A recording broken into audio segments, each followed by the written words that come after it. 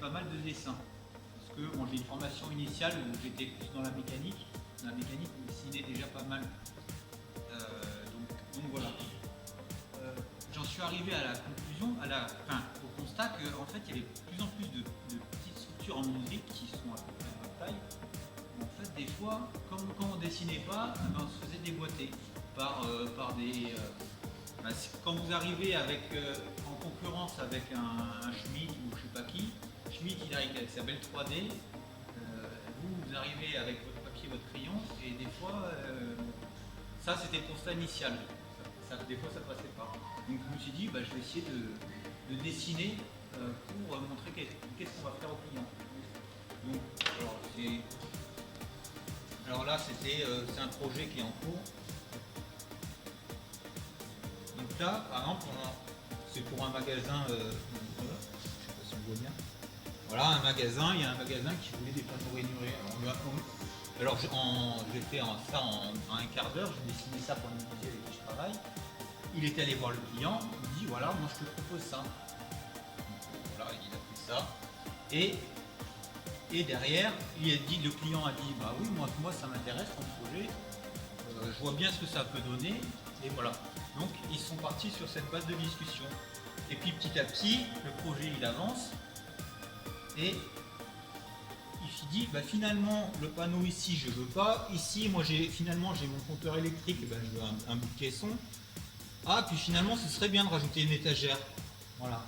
Donc ça donne une base de discussion qui est assez parlante pour le client final.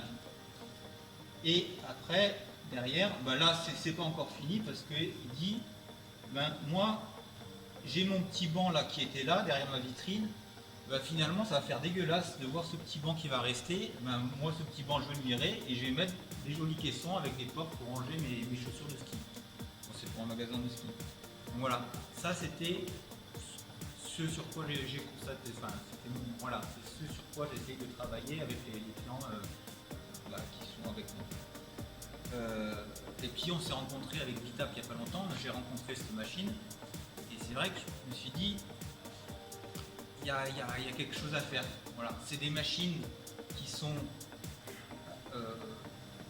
pas énormes, parce que c'est vrai que les machines à 300 ou 300 000 euros, là, les gros centres d'usinage, c'est pour des menuiseries qui sont déjà équipées en dessin, qui sont déjà une certaine taille, parce qu'il faut absorber quand même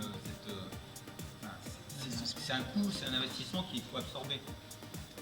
Et cette machine-là répond bien à en fait une taille de menuiserie qui est un peu plus petite, qui est des fois moins équipée en bureau d'études, etc. et qui peut avoir besoin justement pour des projets qui ne savent pas gérer de compétences un peu supplémentaires. Donc alors je vous montre quelques dessins.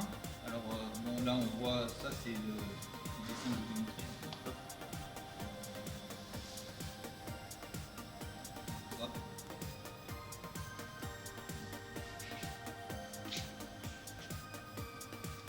Là, c'est le modèle en fait qu'on a vu tout à l'heure, que j'ai recréé. Et si on va...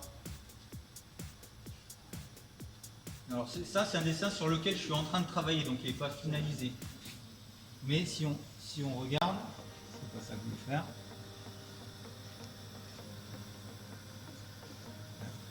Il va y arriver. Je vois rien.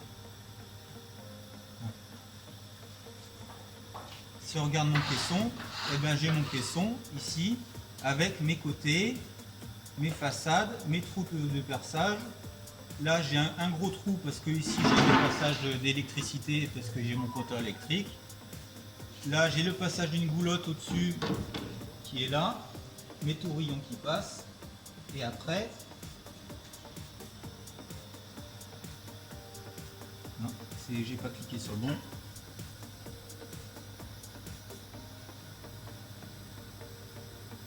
Je vois rien, j'ai pas mes lunettes.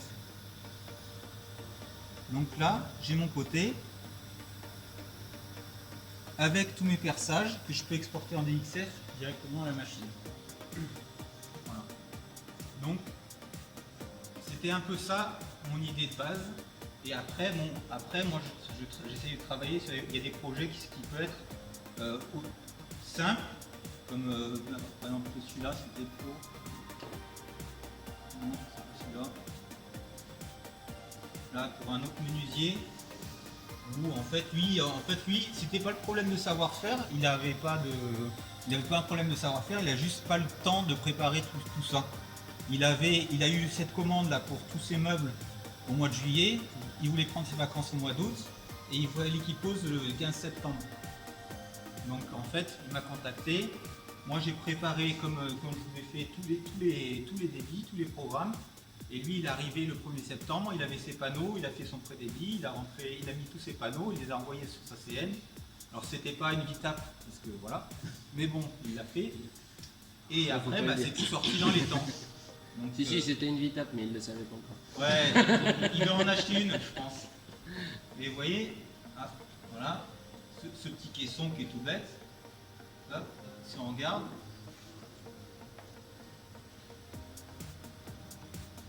Voilà, il y a tous ces assemblages par touillon de son dessus. Voilà. Alors ça, sur les caissons tout bêtes, vous allez vous en sortir. Après, sur des trucs un peu plus chiadés, c'est vrai que des fois, il y a peut-être besoin.